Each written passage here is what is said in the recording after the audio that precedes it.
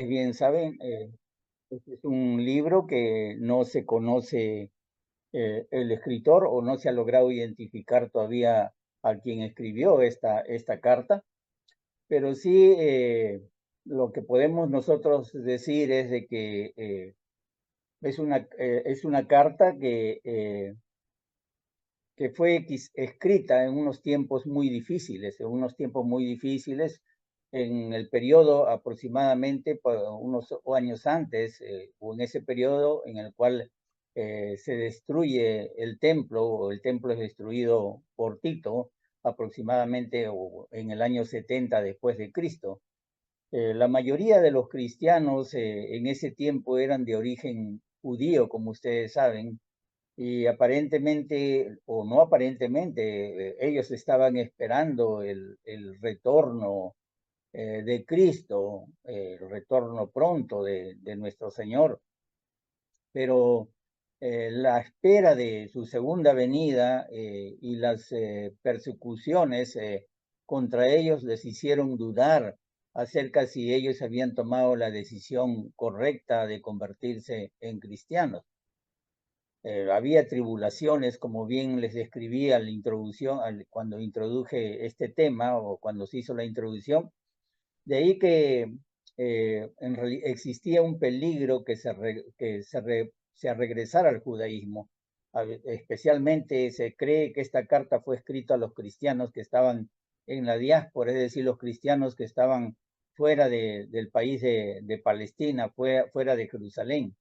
Y por supuesto era había también quienes ya estaban tratando de convertir a los cristianos al judaísmo, es decir, habían cristianos prosélitos, judíos prosélitos, que estaban intentando que guardaran parte de la ley en los cristianos. Entonces, en realidad, esta carta fue escrita para aquellos cristianos que estaban vacilantes, que estaban dudando del cristianismo. Indudablemente, incluso había una palabra específica para ella, algo así de lapsus, y donde tenemos también nosotros en este momento, también usamos casi la misma palabra porque tienen la misma raíz. Era un lapso, un momento en lo cual los cristianos estaban dudando de su fe, estaban vacilando, y esta carta precisamente se escribe con la intención de mantenerlos firmes en la fe. El autor lo que está poniendo es de relieve la superioridad de Cristo en todo, ¿no? En especial sobre todo lo que ellos habían experimentado cuando estuvieron bajo la ley, o cuando estaban, o los que estaban bajo la ley. Y lo que Él les está ofreciendo a través de Cristo es mucho mejor. Acordémonos que el Antiguo Testamento solamente era la sombra de lo verdadero, del verdadero. Era algo que parece, pero que no es. Acordémonos en palabras de Jesús que tanto todos los que hablaron los profetas, incluyendo los salmos, lo señalaban a Él, lo señalaban a Cristo. Eso es lo que nos dice el Señor camino a Emaús, le dice a los 12 discípulos que estaban en camino con él, que todo lo señalaba a él. Es lo que dice también en Juan capítulo 5, que los salmos, los profetas y todo a todos hablaban de él, hablaban de Cristo.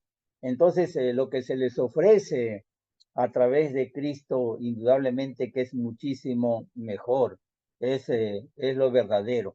No estamos haciendo una comparación, hay que tener en cuenta esto, que no se está comparando malo versus bueno, no, se está comparando algo que Dios había dado bueno con algo mucho mejor, para poder entender esto, porque podemos quizás entender, o podemos pensar de que se está comparando lo malo con lo bueno. No, no es así, porque toda la palabra, todo es la palabra de Dios, tanto lo que está escrito en el Antiguo Testamento como en el Nuevo Testamento. Y como bien dice, ni una tilde ni una jota pasará de la ley hasta que todo se haya cumplido. Entonces, el autor se está apoyando aquí en algo, en la imagen de Cristo, que es incomparable, la imagen verdadera. Está se está apoyando en la gloria y en la persona, y no solamente en la persona, sino en su obra, en la obra de Cristo. Y él está mostrando aquí en el libro de Hebreo, está mostrando que él es supremo, o está mostrando la supremacía sobre los profetas, sobre los ángeles, que hoy vamos a hablar un poco sobre eso, sobre Moisés, sobre incluso Josué, Aarón, el sacerdote Aarón, y todo lo que significa el ritual del judaísmo. Es importante que tengamos, para poder continuar, que tengamos en cuenta este punto de vista. Entonces, aquí hemos visto la semana pasada, hemos visto cómo Dios habló a los padres por medio de los profetas en otro tiempo, ¿no? Él habló, dice, muchas veces, hemos visto de que muchas veces significaba significaba que era en muchas partes, de muchas maneras, de muchas literalmente significa en muchas fracciones, y también les habló de muchas maneras. La palabra correcta era politropos, es decir, la palabra en el original es politropos, que significa en muchas figuras literarias, en sinecdoque, en parábolas, en metáforas. Les habló de esta manera, de muchas maneras, y en estos posteros tiempos hemos visto que nos habló por el Hijo, por el Hijo. El verdadero, o sea, el término hablar de Dios. ¿Por qué? Porque hemos visto que Él fue constituido heredero de todo, que Él es el creador del universo, que Él es, no habíamos visto que Él es el resplandor de la gloria de Dios, y es decir, que Él es la imagen misma de la sustancia de Dios, como dijo Juan, el apóstol Juan, con el que ha visto a mí, ha visto al Padre, a él mismo, la misma sustancia, todo lo que significa Dios. También hemos visto que Él es el que sustenta la palabra con su poder, que Él ha efectuado también la purificación de nuestros pecados, y que Él se ha sentado a la diestra de la majestad de Dios, de las alturas de Dios, en las alturas de Dios. Entonces, todo esto hemos estado mirando la semana pasada, y hoy estamos viendo que vamos a ver estos versículos donde Cristo, como bien mismo dice el tema, Cristo, el Hijo, querido especificar que es el Hijo, es superior a los ángeles.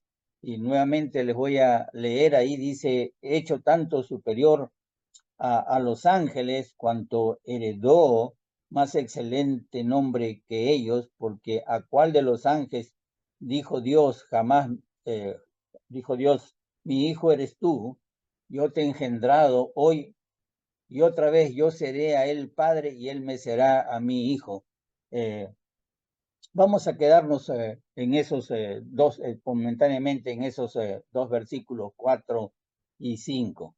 Entonces, el autor aquí está hablando de una posición, digamos, la palabra es exaltada, pero está hablando de una posición de grandeza, de honor, de gran valor, y vamos a agregarle otra palabra, y de identidad también, de Jesús en relación con los ángeles. No es versus, sino en relación con los ángeles.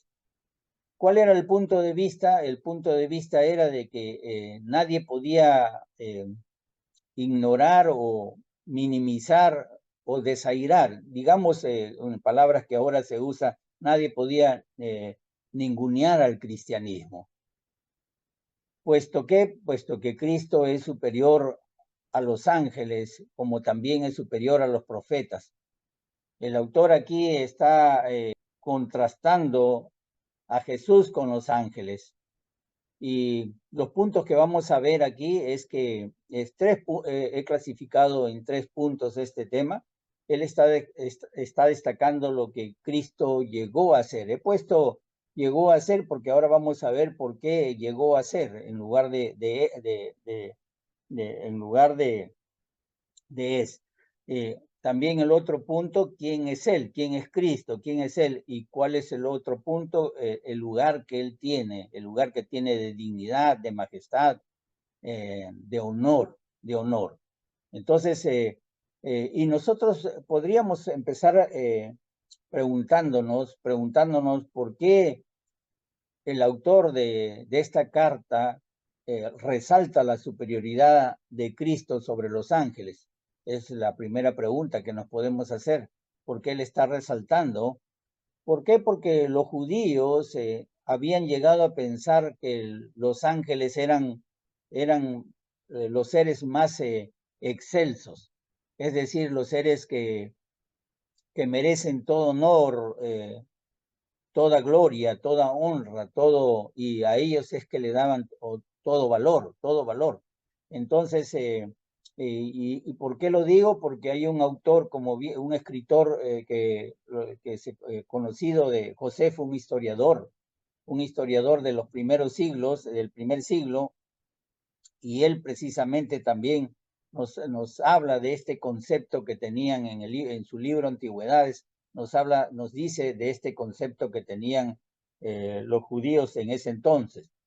El judaísmo, en el judaísmo se pensaba que el ángel Miguel era un sacerdote que estaba en funciones en el santuario celestial. Nosotros sabemos que es Cristo el que está ministrando allá en el santuario celestial, que Él es el que nosotros entendemos claramente esto, que Él es el que está en el cielo y que Él está, y que su sangre está dispuesta para nosotros siempre allá en el altar del cielo, en el tabernáculo del cielo. Nosotros como cristianos lo entendemos eso, pero ellos no lo estaban entendiendo así. Ellos estaban pensando que el arcángel Miguel o que el ángel Miguel era un sacerdote que se encontraba ministrando en el santuario celestial. Entonces, y ellos estaban pensando que esta labor, es lo que nos dice Josefo, que esta labor celestial, este trabajo celestial requeriría el servicio de uno de los más grandes ángeles. Así lo consideraban que ángeles, en este caso Miguel. Miguel. Entonces, eh, podemos nosotros observar aquí la confusión que existía en ese tiempo en cuanto a los ángeles.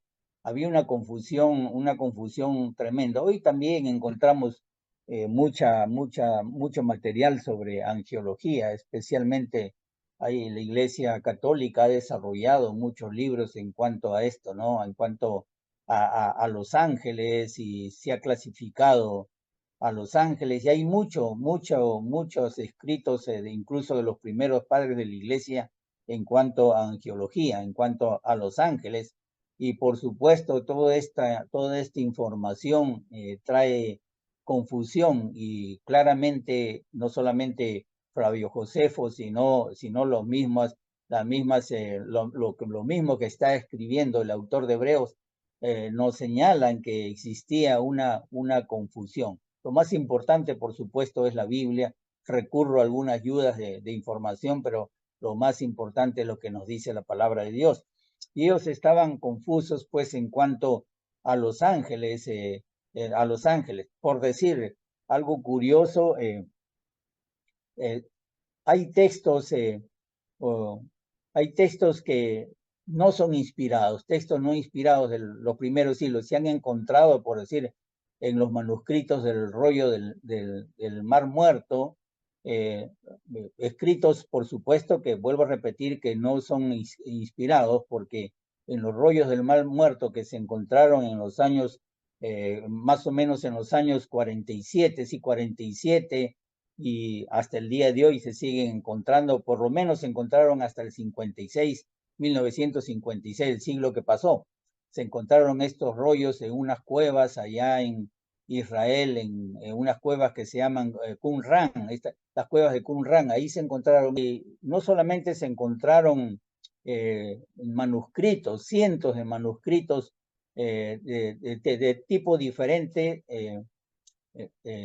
unos que algunos estaban completos, otros eran fragmentos, pero estos manuscritos se clasificaron en categorías como categorías bíblicas, o sea, es decir, fuentes originales, textos originales de la Biblia, que coincidentemente, como son exactamente como nuestro tiempo. Por eso es que podemos saber que la palabra que tenemos hoy es la misma palabra de que se escribió, que escribieron los profetas, tanto en el Antiguo Testamento como en el Nuevo Testamento, especialmente en el Antiguo Testamento. Y nosotros podemos encontrar también fragmentos ahí que tanto verdaderos como apócrifos, es decir, deuterocanónicos. Apócrifos es sinónimo de deuterocanónicos, fuera del canon, o deuterocanónicos, y también otros que indudablemente son apóstatas o digamos son sectarios.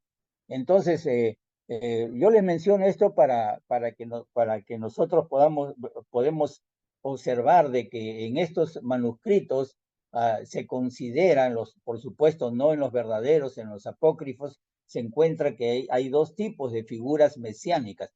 Uno, por supuesto, que es nuestro Señor Jesucristo, una figura del Mesías Jesucristo, y otra figura mesiánica que tiene la apariencia, digamos, de un rey cuyo reino estaba gobernado por una casta de sacerdotes, y este rey, por supuesto, y este reino estaba bajo el mando del arcángel Miguel. Entonces, en otras palabras, la enseñanza era de que en el mundo futuro, en el mundo venidero, era un ser angelical, o un ángel, el que iba a regir el mundo. Esto es interesante también, amados hermanos, porque podemos pensar de que del contexto que estamos hablando es de los años del primer siglo, pero hasta hoy perduran estas corrientes. Sabemos nosotros que en el siglo III, ya habíamos mencionado, se dio una controversia entre Arrio y el resto de la iglesia, hubo una escisión, terminó en un concilio de obispo que se llamó el Concilio de Trento, en lo cual hasta el día de hoy lo conocemos, la resolución se le conoce como esta oración, el credo, se le conoce como el credo, por supuesto modificado, adaptado, pero es la resolución del Concilio de Trento, de este obispo Arrio, pues en el siglo, ya empezando el siglo pasado, el siglo que pasó, pues se revivió estas doctrinas que habían aparentemente estado olvidadas, y los arrianistas volvieron a salir. A salir entre ellos, uno de ellos, el más conocido, fue Russell, el fundador de primero llamados estudiantes de la Biblia y después testigos de Jehová. Por decir, ellos sostienen que Cristo, que Jesús no es Dios, sino es el ángel, es San Miguel Arcángel. Entonces, por supuesto, cuando nos tocan la puerta se nos presentan como cristianos, pero en realidad creen que cristianos, pero en realidad ellos están creyendo que Cristo es el arcángel Miguel. Entonces, como ustedes pueden ver, estas controversias persisten, por supuesto, no en el contexto de persecución que tenían los cristianos en ese tiempo, persecuciones terribles, que está de más ya comentarlo porque ustedes lo conocen, estas persecuciones, el hecho de que eran quemados como teas humanas, eran crucificados por miles, ustedes eran llevados a los cosos como distracción, dándoles muertes terribles. Todas estas cosas estaban pasando, y por supuesto estas creencias se estaban dando dentro de este contexto. Y es interesante también entender que los judíos quizás hasta el día de hoy tienen los que todavía siguen, con los ortodoxos, los conservadores, siguen creyendo, porque siguen ellos, tienen libros especialmente, ¿no? Especialmente que se investiga sobre estos temas. Entonces ellos, puesto que los ángeles fueron los que participaron en la presentación de la ley, entonces ellos le tienen una alta estima a los ángeles, Y de esto hay muchos textos bíblicos, especialmente en el mismo, por decir, Hebreos. Más adelante vamos a ver en Hebreos 2:2, por decir, dice, porque si la palabra dicha por medio de los ángeles fue firme, no sé si cuánto más, o bueno, y toda transgresión, dice, ¿no? Toda transgresión y desobediencia recibió justa retribución. Nos está hablando de Hebreos capítulo 2:2, nos está hablando que lo más que importa acá, que la palabra dicha por medio de los ángeles. Bueno, y también nosotros encontramos en el Hechos capítulo 7:38, que la palabra fue dada por ángeles, ¿no? Por ángeles, en 7:53, también en Hechos capítulo 7:53, encontramos ¿no? Encontramos lo mismo, donde nos dice, y Gálatas también capítulo 3, versículo 19, donde pregunta, entonces, ¿para qué sirve la ley? Fue añadida a causa de las transgresiones, dice, hasta que viniese la simiente, a quien fue hecha la promesa y fue ordenada o dada por medio de ángeles en manos de un mediador. Entonces, podemos ver nosotros de que, como les digo esto para recordarles, porque de repente yo estoy diciendo que los ángeles participaron en la presentación de la ley o cuando la ley fue dada, y podemos estar pensando dónde dice eso, ¿no? Entonces, hay más textos, por supuesto, tanto en el Antiguo Testamento también. Esta confusión acerca de los ángeles fue, creo, lo suficiente como para que el autor de Hebreos eh, eh, presentara este argumento, vamos a decirle así. Nos dice que él fue hecho superior a los ángeles, ¿no? Y nos dice el motivo, dice, por cuanto heredó más hace excelente nombre. Yo le dije que lo había separado en 3 puntos debido a lo que Cristo llegó a hacer, ¿no? Porque acá dice hecho. Porque cuando nosotros leemos hecho, una traducción, una mejor traducción sería habiendo llegado a ser. ¿Por qué? Porque si nosotros tomamos la palabra hecho, podría implicar o podríamos creer que el Mesías fue un ser que ha sido hecho, ¿no? Y valga la redundancia, el haber sido hecho contradeciría el mismo testimonio de la Biblia, por decir, en Juan capítulo 1, el testimonio que da el apóstol Juan en capítulo 1, ¿no? Donde dice, en el principio era el verbo y el verbo era con Dios, ¿no? Y el verbo era Dios, ¿no? Todas las cosas por él fueron hechas y sin él nada de lo que fue hecho ha sido hecho. Entonces él dice que ahí nos está diciendo que él creó, él es el que dio, Juan nos presenta y nos dice que que Cristo es la deidad, que Jesús es la deidad. Es decir, que Jesús tiene todo lo que tiene Dios, toda la esencia de Dios, toda la sustancia de Dios. Él es la verdad, que Jesús es la verdad y que él creó todas las cosas. Pero si nosotros usamos la traducción hecho, porque vuelvo a repetir, en el original, este verbo es auristo y lo que significa es, en todo caso, se aplica mejor habiendo llegado a ser, habiendo llegado a ser. ¿Esto qué nos dice? Que cuando utilizamos la palabra hecho, pues quizás podríamos nosotros referirnos a la naturaleza humana, ¿no? A la naturaleza humana de Jesús.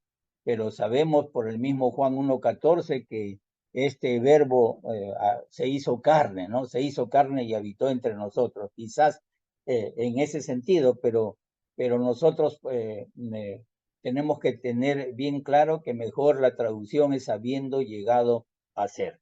A él nadie lo hizo. Él mismo fue el verbo, él mismo fue Dios, Dios que se hizo carne.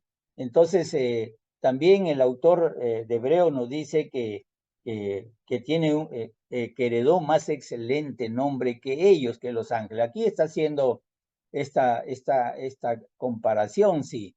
Él está haciendo una comparación para demostrar la superioridad de Cristo, la superioridad la superioridad del Señor. Entiende que entonces ese nombre superior es hecho hijo, es hecho hijo. ¿Por qué? Porque en Filipenses capítulo 2, del 8 al 11, nosotros vemos ahí la humillación de Jesús. Dice que él, estando en la condición de hombre, él se humilló a sí mismo, haciéndose obediente hasta la muerte y muerte de cruz.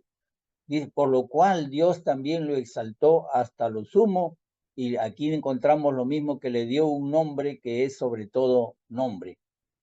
¿Para qué? Dice, para que en el nombre de Jesús, el nombre de Jesús, el nombre de Jesús se doble toda rodilla de los que están en los cielos y los que están en la tierra, y también debajo de la tierra, y además toda lengua confiese que Jesucristo es el Señor. Él es el Señor, para gloria de Dios Padre. Entonces, más excelente nombre que los ángeles. Este nombre superior de Jesús, digamos entonces, que se dio por su obediencia de él, y no solamente por su obediencia de él, sino también por su exaltación, ¿Por qué? Porque, como dice acá, le dio un nombre que es sobre todo nombre, ¿no? Para que en el nombre de él se doble toda rodilla y toda lengua confiese que Jesucristo es el Señor, para gloria de Dios Padre. Esa es exaltación, ¿no? Entonces, en todo caso, debido a lo que Él es, y lo que Él ha hecho es que tiene ese nombre, el nombre de hijo. Creo que el nombre de hijo, no solamente lo digo yo, sino lo digo porque los estudiosos coinciden en esto, es un nombre mejor que cualquier otro nombre para describir a los ángeles, o es un término mucho mejor que cualquier nombre que se use para nombrar a los ángeles o para describir a los ángeles. ¿Por qué? Porque como hijo, el Señor, nuestro Señor, o el Hijo en todo caso, Jesús, tiene una posición. No solamente tiene una posición, sino como hijo tiene un privilegio y tiene autoridad, tiene una autoridad incluso superior a los ángeles. Cuando ustedes leen el hijo, esta parábola del hijo pródigo, ahí ustedes pueden ver el padre o el hijo, cuando está retornando al padre, asumiendo su posición que tiene como hijo. Los hijos tienen la posición del padre. Los hijos tienen, en este caso, el privilegio del padre. Y los hijos tienen la autoridad del padre. Ustedes pueden imaginarse y pensar en el anillo, en el anillo que le puso al hijo, en el anillo de la familia. Por supuesto, nosotros entendemos bien claro que ese anillo o esas arras es el Espíritu Santo en nosotros, que es, como dice el mismo apóstol Pablo, que es el arra de nuestra herencia hasta la posición adquirida por Dios. Entonces, podemos nosotros entender cuando hablamos de hijo, de ser llamado hijo o de ser hecho hijo, es tener una posición, es tener un privilegio, es tener autoridad, en este caso, en cuanto es superior a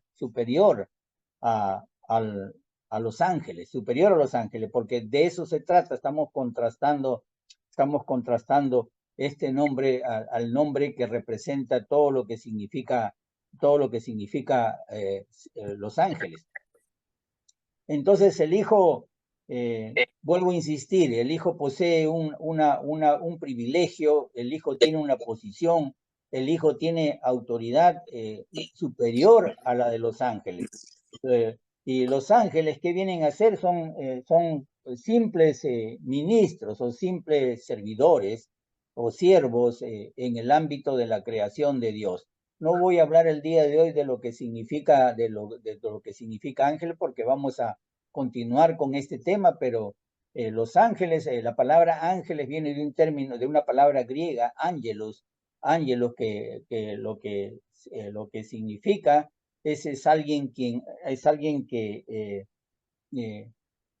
eh, que lleva un mensaje.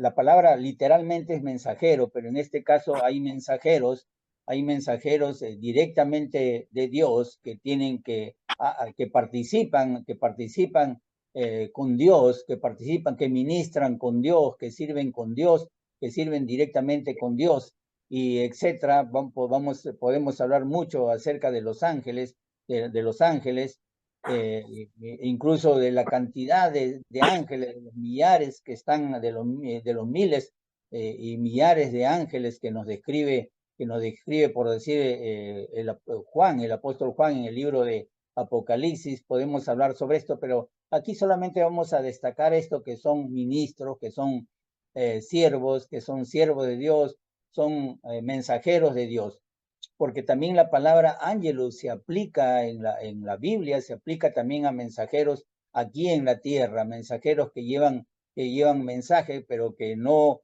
lo usamos, no es usualmente que lo usemos, pero porque nos llevaría a confusión. Pero si ustedes leen en el libro de Apocalipsis, estos ángeles que reciben doble bendición, una por llevar el mensaje a la iglesia y dos por escucharla. Entonces, y no estamos, vuelvo a repetir, solamente queremos destacar acá que ellos son ministros, en este caso siervos, en todo lo que significa la creación de Dios. Entonces, acá también tenemos la palabra que es tanto superior, nos dice, tanto superior. Y lo que nos está diciendo cuando dice tanto, la palabra es tanto, la palabra tanto quiere decir superior. La palabra tanto difiere de superior. La palabra tanto en el original es creiton, con K, creiton, que quiere, vuelvo a repetir, que quiere decir, que nos dice, es que lo único, nos dice esta palabra que está indicando posición del Hijo, posición del Hijo. Entonces, esta idea de algo superior, o de algo mayor eh, está descrita en varios pasajes, no solamente o en varias también formas, en varios pasajes en diferentes versículos aquí en la carta de Hebreos, que no la podemos señalar, por supuesto, por falta de tiempo, pero hay muchos, en muchos capítulos, en varios capítulos de esta carta. Entonces, eh, es posible, aquí también hay algo que tenemos que ponernos a pensar, que puede que alguien esté pensando, o algunos pensaban mejor de otra manera, que Jesús era un hijo de Dios solamente en el sentido de ser un ángel. ¿Por qué? Porque los argumentos que van a encontrar, estoy hablando por decir estoy hablando de los seguidores en este caso de, de Russell, ¿no? Estoy de los mm, o de los testigos más, testigos de Jehová, por decirlos de esa manera. Aquí no hay testigos, ¿no? Entonces, está hablando en el sentido de, ellos dicen que cuando se habla de hijos, se está hablando en el sentido de solamente ser un ángel, y por supuesto nos van a citar algunos textos bíblicos, como en especial citan Job. Tienen ahí un libro de ayuda, el Diaglot, un pequeño libro de ayuda donde los va a llevar precisamente a Job capítulo 1 y capítulo 2, y acerca de que un día vienen los hijos de Dios y también entre los cuales viene Satanás, ¿no? entonces vienen a presentarse ante Dios. Ellos van a sacar estos textos bíblicos y lo que está haciendo el autor de Hebreos, para no confundirnos, es al contrario de ellos. El autor de Hebreos está demostrando precisamente que es superior a los ángeles. Aunque ellos están buscando justificación en estos textos bíblicos, el autor de Hebreos se está encargando de mostrar que Jesús es superior a los ángeles y él está demostrando precisamente esta verdad en esa relación que tiene con el Padre, porque tener una relación con el papá es una relación especial, es una relación filial, digamos, una relación de intimidad. En todo caso, aquí Jesús, el Señor está teniendo este tipo esta relación con su Padre, con Dios. Entonces, el autor, en este caso de Hebreos, él está insistiendo que si ellos no tenían una perspectiva apropiada de quién es Jesús, si ellos no tenían una perspectiva apropiada de la naturaleza de Jesús, ellos no iban a poder sobrellevar los problemas que ellos estaban teniendo, no solamente por la persecución, sino por su falta de fe. Es decir, si ellos comenzaban a dudar, es falta de fe, ¿no? O ya no hay fe ahí, ¿no? Si ellos comenzaban a dudar precisamente de la posición que ocupa el hijo, de la relación que tiene el hijo con el padre, de esa relación, de la naturaleza de Jesús, que bien lo explicó Juan en capítulo 1, versículo 1 al 3, que bien lo explica Juan, eso. Entonces, si ellos no podían saber quién es Jesús, y cuál es la posición que tiene en relación con los ángeles, ellos no iban a poder enfrentar los problemas que les habían venido, vuelvo a repetir, por de la persecución que estaban siendo sometidos. Y no solamente por eso, sino porque había una carencia de fe. Yo quiero que ustedes piensen y lo puedan ir aplicando en nuestros tiempos también. Es posible que si nosotros no tenemos muy en claro, no tenemos muy en claro la perspectiva apropiada en cuanto a quién es Jesús en relación a los demás seres y en relación a los ángeles en especial, podríamos nosotros enfrentar problemas. Si nosotros vamos a comparar, por decir, a Jesús y vamos a tener a un humano, a un hombre allá por encima, incluso de Jesús, como un ángel allá en el cielo superior a Jesús, o como uno de los 24 ancianos, el 25 ancianos superior a Jesús. Es posible que cuando vengan los problemas dentro de la iglesia, la confrontación cuando vengan los problemas también afuera de ella, afuera del cuerpo del cuerpo del Señor, o cuando nuestra fe precisamente por este tipo de enseñanzas comience a menguar, es posible que nosotros no podamos enfrentar estos problemas y por supuesto la iglesia sea partida, sea dividida y sea quitada de ahí, sea quitada por el mismo Señor su candelabro, el candelabro de la iglesia, como bien lo explica también Apocalipsis, ¿no? Yo quitaré mi candelabro, dice Jesús, ¿no? Entonces, podemos nosotros ver eso, o también podemos también de igual manera, no vamos a poder soportar o enfrentar a las tribulaciones que tenemos, porque todos tenemos tribulaciones. Qué hermoso saber, el hermano leía ahora, ¿no? Leía Segunda de Corintios, ¿no? Dice, en los cuales el Dios de este siglo, qué vigencia tiene este versículo que leyó el hermano, en los cuales el Dios de este siglo cegó el entendimiento de los incrédulos, Dios con D minúscula, es decir, Satanás cegó el entendimiento de los incrédulos para que no les resplandezca la luz del Evangelio, de la gloria de Cristo, de él estamos hablando, de esa gloria. Es posible que nosotros cambiemos nuestra perspectiva y glorifiquemos al hombre y no le glorifiquemos a Dios. Glorifiquemos más al hombre, como se puede ver. Eso es lo que vemos continuamente, se glorifica más al hombre que al mismo, a nuestro mismo Señor Jesucristo, ¿no? Y a nosotros como vuestros siervos por amor de Jesús, dice, perdón, el cual es la imagen, perdón, el cual es la imagen de Dios, es decir, el mismo Dios, la imagen de Dios, el mismo Dios. Es decir, la plenitud de Dios. La imagen es todo, es todo lo que Dios es, todo lo que Dios es, todo lo que Dios es, todo es todo. Entonces, de eso está, por eso es que está haciendo está diciendo él tanto superior, ¿no? Entonces, eh, ¿por qué? Porque vuelvo a insistir que antes de su encarnación ya Juan lo llamaba el verbo, el verbo. ¿Y por qué vuelvo a insistir con eso?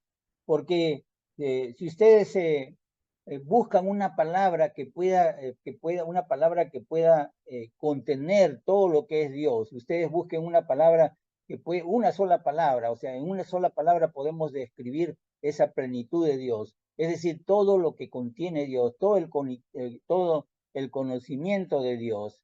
Ustedes lean, Isaías 11 apunten ahí, Isaías, me acuerdo en este momento, es un buen texto, Isaías 11, 1 y 2. Ustedes pueden ver todo lo que es el Espíritu de Dios y toda la plenitud de Dios. Entonces, ahí describe 7 espíritus en 11, 1 y 2. Pero aquí no, si hay una sola palabra sería esa palabra, que el verbo, Jesús, en este caso el verbo. Esa palabra expresa todo lo que Él es, todo lo que es Cristo, todo lo que es la encarnación misma de Dios. 1:14, ese verbo se hizo carne, todo lo que es la encarnación se hizo carne. Qué interesante, qué interesante. En Juan también nosotros, en el libro Juan, sí, el apóstol Juan está hablando acerca de esto. Él está hablando de esta característica porque él dice, si me conoces a mí, también a mi Padre, si ustedes lo conocen, me conocen a mí, también a mi Padre conocerían. Y él les dice, y desde ahora lo habéis visto, ustedes lo han visto. Felipe estaba ahí preguntándole, Señor, muéstranos al Padre, y eso es para nosotros suficiente. Felipe quería ver al Padre directamente, ¿no? Fíjense, todavía no tenía el entendimiento de quién era Jesús. Nosotros, gloria a Dios que sí lo podemos tener, ¿no? Jesús le dice, tanto tiempo estoy con ustedes y no me han conocido, y no me has conocido, Felipe. El que me ha visto a mí ha visto al Padre. ¿Cómo pues tú me vas a decir, muéstrame, enséñame al Padre, muéstrame al Padre?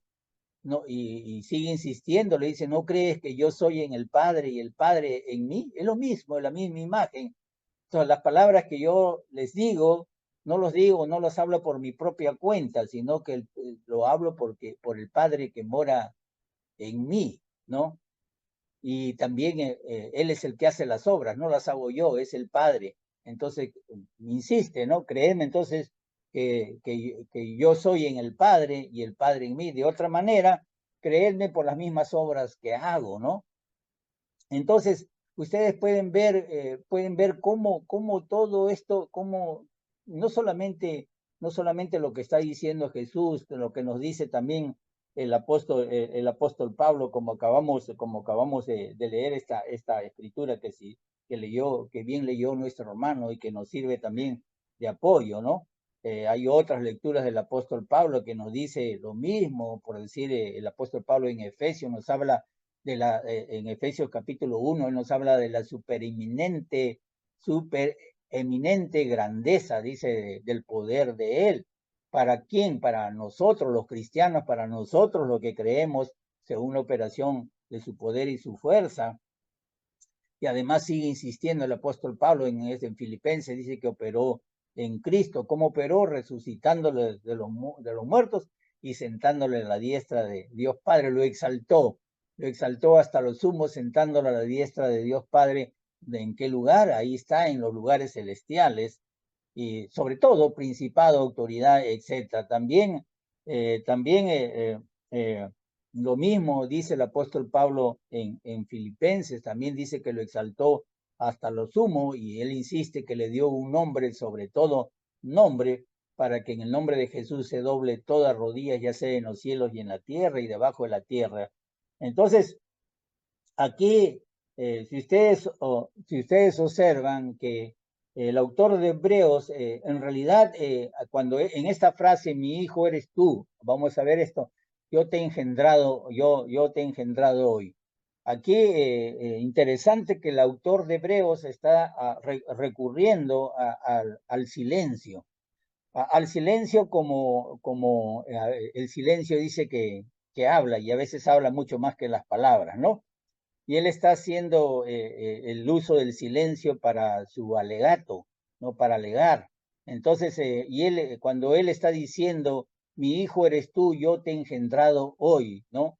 Entonces, el punto es que nada igual lo que él está diciendo, nada similar o nada parecido se ha dicho sobre los ángeles. Nada de eso se ha dicho, ¿no?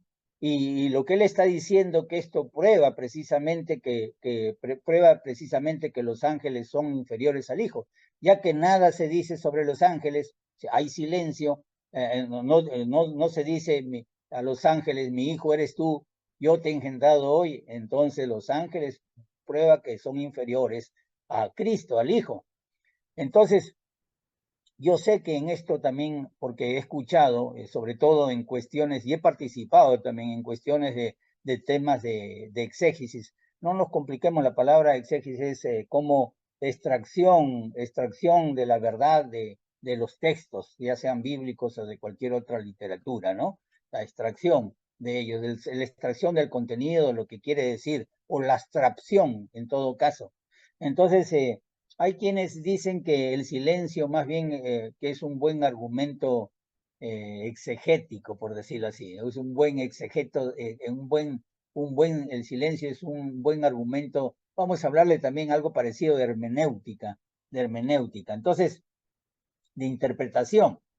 Eh, ellos, por decir, y justamente es lo que usan, los que usan, los arrianistas, los seguidores diario a veces usan esto, ellos dicen como a ningún ángel se le llama hijo, entonces en el sentido especial, en este sentido especial, aún nosotros podemos entonces, como no se le llama hijo a ningún ángel, entonces tenemos nosotros la libertad de llamarle hijo a cualquier ángel, al ángel que se nos ocurra, por supuesto, entre ellos al ángel, a San Miguel Arcángel. Des en cuenta que a veces estas cosas no le damos importancia, pero si no las sabemos, nos sorprenden. Si no las sabemos, nos van a sorprender, ¿no? Al contrario, el silencio nos debe demostrar que nos debe de probar de si, que si nunca se dijo de un ángel, mi hijo eres tú, yo te he engendrado hoy, ¿no? Es lo único que está probando es que los ángeles son inferiores al Hijo, a Jesucristo.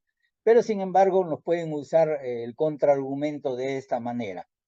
Entonces, esta carta, realmente la carta de los hebreos, nos está obligando a llevar otro tipo de razonamiento, otro tipo de lógica. Es decir, que si no se dice nada acerca de los ángeles, acerca de que, acerca de que son hijos o que los anuncie como hijos, por lo tanto, no se le puede llamar a un ángel hijo, es algo simple. Si no se le dice que son hijos, no se le puede llamar a un ángel hijo, porque cuando hablamos que no se dice nada, nada es nada, nada no puede ser cierto. Entonces, es decir, en síntesis que no podemos llegar a conclusiones que se opongan a lo que es la verdad. Es algo simple. Eh, si no logran captar la idea, me lo pueden después escribir en WhatsApp, como hacen algunos hermanos, y los puedo explicar porque yo sé que no todos tenemos, la Biblia tiene diferentes niveles de entendimiento y yo trato de llevarlos trato ¿cómo se llama? De ajustarme, de alguna manera ayudarlos, pero si no, a todos, pero si no se puede, me dicen, ¿no? En otras palabras, que yo les decía que el silencio es un argumento, el silencio habla, pero puede hablar a favor de la verdad como en contra de la verdad. Pero en este caso, el silencio habla a favor de la verdad. Entonces, el otro punto, debido a quién es él, o a quién él es en todo caso, ¿no? Entonces, y eso es lo que nos dice en el versículo 5, dice, porque a cuál de los ángeles dijo Dios jamás, mi hijo eres tú, yo te he engendrado hoy. Aquí estamos leyendo lo completo, ¿no? Y otra vez yo seré a él padre y él me será a mi hijo. En este mismo versículo, o el autor de Hebreo, está demostrando no solamente que Jesús es superior a los ángeles, sino también el hecho de quién es él, de quién es él, ¿no? Entonces, cuando dice la cita que ya hemos estudiado, la parte que hemos estudiado, mi hijo eres tú, yo te he engendrado hoy, es una cita, una de las primeras citas que se va a dar a lo largo de este capítulo de Hebreos, capítulo 1, que lo vamos a ir viendo. Pero lo que yo quiero decirles es que esta cita es tomada de Salmos capítulo 2, versículo 7. Salmos capítulo 2, versículo 7, si ustedes pueden ver, dice, yo publicaré el decreto, Jehová me ha dicho, mi hijo eres tú, yo te he engendrado hoy. Acordémonos de esto, acordémonos de Salmos capítulo 2, 7, mi hijo eres tú, yo te he engendrado hoy. Lo mismo que ustedes pueden ver en Hebreos 1:5 que estamos leyendo, ¿no? Pueden darse cuenta, mi hijo eres tú, yo te he engendrado hoy, Salmo 2:7. Entonces, y esta cita o esta parte, mi hijo eres tú, yo te he engendrado hoy, se aplica no solamente en este versículo de Hebreos, sino también se va a aplicar en Apocalipsis, por decir capítulo 12, en Apocalipsis capítulo también 19, cuando lo dice, él la regirá con varas de hierro también, lo va a citar en Apocalipsis, en Apocalipsis también, capítulo 2, también vamos a encontrar unas frases similares acerca de esta frase. Y es posible, aquí viene la observación, es posible que los judíos hayan enseñado que este Salmos, capítulo 2, versículo 7, este Salmos 2, se aplica a un ángel en especial, ¿no? Mi hijo eres tú, yo te he engendrado, y yo publicaré el decreto, mi hijo eres tú, yo te he engendrado, y Salmos 2, 7, ellos podrían estar, es posible que estaban pensando que no se estaba aplicando a Cristo, sino que se estaba aplicando a un ángel, ¿no? Entonces, por ejemplo, si a un maestro, si a un rabino se le preguntaba a quién se le dirige Dios como hijo, a quién está llamando hijo Dios, su respuesta posiblemente era que Dios estaba dirigiendo a un ángel que era poderoso, eh, puesto que los ángeles con frecuencia se llaman hijo de Dios, y otra vez hubieran citado lo mismo, hubieran citado Job. Vuelvo a repetir, es la confusión que existe. Y este es el punto de vista que está refutando precisamente el autor de Hebreos en estos versículos, y no solamente en estos versículos, sino a los que siguen, al mostrar que Cristo es el Hijo y no es un ángel. Entonces, Jesús fue reconocido por Dios Padre mismo como su Hijo, hasta en 2 ocasiones nosotros podemos ver en Mateo capítulo 3, ¿no? En Mateo capítulo 3, versículo 17, cuando él está siendo bautizado, Jesús, cuando está siendo sumergido en el agua, dice que hay una voz que dice, este es mi Hijo amado en quien tengo complacencia. Aquí podemos ver que lo está reconociendo como hijo, y más aún como hijo amado, complacencia significa que califica. Hay otra versión que dice que califica, en el cual el único en el cual se puede complacer. Es bueno pensar también, aquí hago un paréntesis, ¿no? Si algún día nosotros vamos a ser vamos a calificar para Dios, no es en nosotros, sino es en Cristo, amados hermanos. Entonces, el autor de Hebreo nos está diciendo que nadie puede alegar que Dios está dirigiendo a un ángel como a un hijo. Dios no puede llamar un ángel hijo ni puede decir eso. Y eso es lo que está diciendo, y este Salmos capítulo 2, versículo 7, yo quiero hacer también aquí una observación. Este Salmos, yo publicaré, ¿se acuerda? Yo publicaré el decreto, Jehová me ha dicho, mi hijo eres tú, yo te he engendrado hoy. Este Salmo 2.7 no se está refiriendo a la encarnación de Cristo, sino se está refiriendo a su resurrección. Mucho cuidado con esto, porque acá, es decir, no se está refiriendo a cuando Jesús fue engendrado en María, ¿no? En María. No se está refiriendo por el Espíritu Santo, por el Espíritu de Dios. No se está refiriendo, vuelvo a repetir, cuando dice mi hijo eres tú, este Salmos, no se está refiriendo, mi hijo eres tú, yo te he engendrado hoy, se está refiriendo a su resurrección. ¿Por qué? Porque la exaltación de Cristo del sepulcro, de la tumba vacía, de la tumba al trono en los cielos, en la Biblia, en las Escrituras, es algo, es lo más importante que la encarnación, o constituye algo más importante que su encarnación. Es la resurrección de Jesús, no el nacimiento de María, lo que tiene, en otras palabras, más peso en el Nuevo Testamento. ¿Por qué? Porque de hecho fue la resurrección la que lo declaró con poder, ¿no? Que Jesús es el Hijo de Dios. Y eso lo vamos a encontrar en el libro de Romanos capítulo 1, versículo 4, ¿no? Donde nos dice que fue declarado Hijo de Dios con poder, según el Espíritu del Espíritu de Santidad, y sigue hablando por la resurrección de entre los muertos, Romanos capítulo 1, versículo 4. Entonces, ustedes pueden darse cuenta que es la resurrección, vuelvo a repetir, que lo declara con poder, fue declarado hijo de Dios con poder, ¿no? Fue declarado hijo de Dios con poder. Entonces, esa expresión también, yo seré el Padre, esa frase, yo seré el Padre, también proviene del Antiguo Testamento, proviene de 2 de Samuel capítulo 2, versículo 7, ¿no? Si ustedes van, 2 de Samuel capítulo 7, versículo 14, ustedes van a encontrar esa frase, yo seré a él Padre, y él será a mi hijo, y si hiciere mal, dice, yo le castigaré con vara de hombres.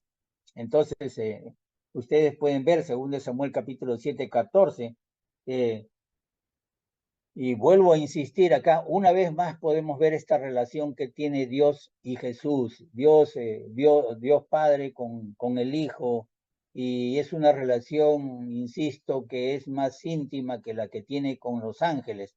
Entonces, originalmente en el contexto parecería que se está refiriendo a David, o que se está refiriendo más que a David, se está refiriendo a Salomón, ¿no? Sin embargo, aquí en la carta de Hebreos dice que se está refiriendo, o nos señala que se está refiriendo a Cristo. Algo interesante, porque cuando hablamos de Salomón, quizás podríamos pensar que estas palabras quizás tuvieron cumplimiento, pudiéramos pensar históricamente que estas palabras tuvieron cumplimiento en David o en Salomón, el hijo de David. ¿Por qué? Porque fue Salomón el que completó el templo.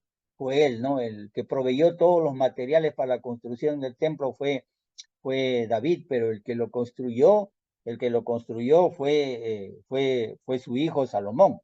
Entonces, pero si ustedes se dan cuenta, este templo no es el verdadero, solamente es la sombra del verdadero. Por ahí les doy el trabajo, lean Ezequiel capítulo 40, lean los 3 capítulos, capítulo 1, 2 y 3, y se van a dar cuenta que toda esa descripción tan hermosa que hace lo he visto, ahí ahora está en video, ustedes pueden ver el video y pues pueden irse imaginando, ¿no? Ahí en videos, busquen en Google, en YouTube. Es interesante porque, bueno, no está todos los 3 capítulos, pero ustedes pueden ver cómo se puede hacer un plano, cómo se puede describir un plano oralmente o escrituralmente, que es difícil. Es muy difícil, uno se queda asombrado de ver planos descritos del templo, y esos planos descritos del templo no son no más que representan al Hijo, a Jesucristo. Ese templo, solamente ese templo es algo que parece, algo que no es la sombra del verdadero que es Jesucristo. Entonces tenemos que ponernos a pensar nosotros que el cumplimiento perfecto de este texto bíblico no fue, no, no fue hasta la llegada digamos, del Hijo verdadero, entre comillas pongo del Hijo verdadero, o del Hijo superior de David, ¿no? Que fue el Mesías, que fue Jesús, el Cristo. Entonces, y el Antiguo Testamento, amados hermanos, tiene varios casos de este tipo de profecía, ¿no? Tanto hablando profecías de tipos simbólicos o como de tipos o específicamente, literalmente, ¿no? Eh, y, y hay muchas frases acerca de esto que podemos nosotros mostrar cómo es el cumplimiento, cómo el cumplimiento de estas profecías está mostrando también a Israel como pueblo, porque también podemos hablar de Israel como el pueblo de Dios. Podemos hablar también de Israel como la casa de Dios o como el templo de Dios. Y ese pueblo era representado por Cristo, no solamente por Cristo, sino era representado por sus obras. Por decir, si nosotros vamos en Mateo capítulo 2, versículo 15, él dice, estuvo allá hasta la muerte de Herodes para que se cumpliese lo que dijo el Señor por medio del profeta cuando dijo, de Egipto llamé a mi hijo. Y aquí está citando a Oseas de Oseas capítulo 11, ¿no? Entonces, aquí podemos ver nosotros cómo está representando, cómo esta profecía se están mostrando al pueblo de Israel como, como la sombra, digamos así, de Cristo. Y no solamente a Cristo, sino también digo a sus obras. ¿Y por qué lo digo esto, amados hermanos? Porque yo quiero que también reflexionemos nosotros un poquito, ¿no? Ahora, ¿quién representa a Cristo y a sus obras? Pues es la iglesia, nosotros, la iglesia es la representación vital de todo lo que es Cristo.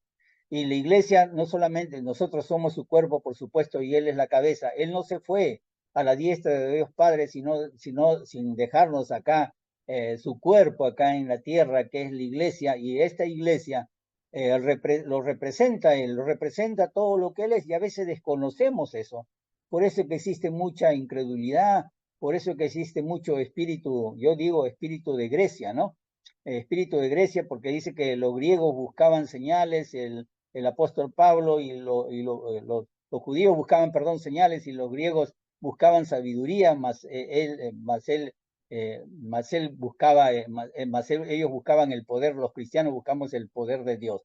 El apóstol Pablo venía en demostración él hablaba en demostración del espíritu y de poder de Dios, y a veces nosotros nos olvidamos de estas cosas, que la iglesia no solamente representa a Cristo, sino representa a sus obras, a las obras de Cristo. Igual que el pueblo de Israel. Si nosotros seguimos poniendo a pensar en la Biblia, vamos a ver, por decir, la serpiente de bronce que fue levantada en el desierto cuando estaban muriendo picados por ellos, ¿no?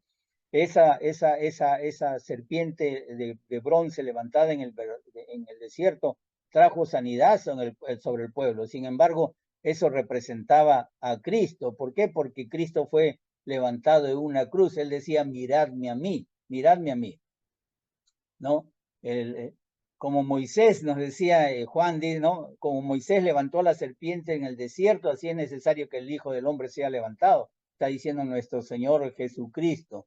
De igual manera, la provisión del agua, el alimento para el pueblo de Israel, el pueblo de Israel en el desierto. Entonces, no, también lo mismo dice el apóstol Pablo, él nos dice que no quiero, hermanos, que ustedes ignoren que todos nuestros padres estuvieron bajo la nube y todos pasaron el mar y todos en Moisés fueron bautizados en la nube y en el mar, todos comieron el mismo alimento espiritual y todos bebieron la misma bebida espiritual porque bebían de la roca espiritual que los seguía y la roca era Cristo. Y sigue hablando, pero de los demás de ellos no se agradó Dios, dice, por los cuales quedaron postrados en el desierto. Y habla acerca de los que murieron precisamente en el desierto picados por las serpientes. Qué interesante que nosotros podemos ver en el Antiguo Testamento solamente la sombra de lo que es, y en este caso lo que es la sombra de lo que es de lo que es Cristo, ¿no? Ahora vamos a concluir, hermanos, por el día de hoy. Vamos a concluir. Hay una segunda parte, como ustedes pueden haber visto, hay una segunda parte. Pues solamente hoy es la parte 1 y continuaré la siguiente semana con la parte 2, o nos quedamos otra vez con la reflexión que oró el hermano, donde la reflexión de 2 Corintios capítulo 4. Nuevamente lo voy a leer, donde dice, en los cuales el Dios de este siglo cegó el entendimiento de los incrédulos para que no les resplandezca la luz del Evangelio de la gloria de Cristo, la cual es la imagen de Dios. En este caso, la imagen que es superior a los ángeles. Hemos hablado que en esta mañana cómo es superior, cómo Cristo es superior a los ángeles. Es superior, por supuesto, a los profetas, es superior al mismo Moisés, es superior. Pero aquí, amados hermanos, que hemos hablado acerca de los ángeles, hemos hablado acerca de ciertas razones también por qué es superior a los ángeles, ¿no? Hemos visto que Cristo tiene un mejor nombre, ¿no? Un mejor nombre que los ángeles, Hemos visto también que Cristo es adorado, no solamente tiene un mejor nombre, sino que Cristo más bien al contrario, es adorado por los ángeles. No lo hemos tocado todavía bien porque es en el versículo 6, más adelante, pues no nos ha dado tiempo. Vamos a ver más adelante también por qué es superior a los ángeles, porque Cristo es eterno, porque Cristo es exaltado a la diestra de Dios Padre, y porque los ángeles son ministradores o son espíritus ministradores, ministran a los que habrán de ser herederos de la salvación. Entonces, estas buenas promesas para nosotros, amados hermanos, y espero de que el día de hoy, amados hermanos, amemos más al Señor, salgamos amándole un poquito más al Señor, salgamos impresionados o anonadados de lo que nuestro Señor Jesucristo es.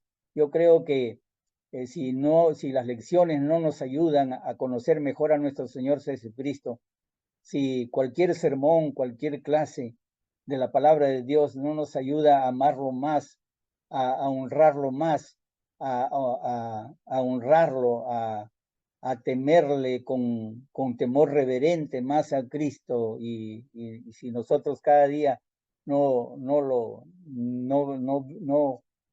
glorificamos más, no reconocemos su gloria de Él en nuestra vida y en cada parte de nuestra vida, y si no lo reconocemos en la naturaleza, no lo reconocemos en todo lo que hay, en todo el firmamento, en todo lo que hay, creo que nos estaríamos perdiendo, nos estaríamos perdiendo lo mejor de la palabra de Dios.